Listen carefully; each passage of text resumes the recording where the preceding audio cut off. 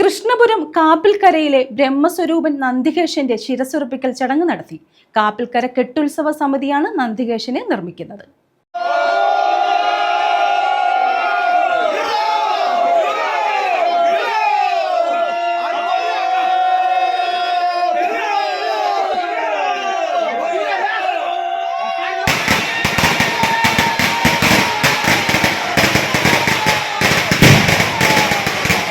ഓച്ചിറ പരബ്രഹ്മക്ഷേത്രത്തിലെ 28ാം ഓണമഹോത്സവവുമായി ബന്ധപ്പെട്ടാണ് കാപ്പിൽക്കര ചിറക്കൽക്കുറ്റി ജംഗ്ഷനിൽ ബ്രഹ്മസ്വരൂപൻ എന്ന നന്ദികേശനെ നിർമ്മിക്കുന്നത്.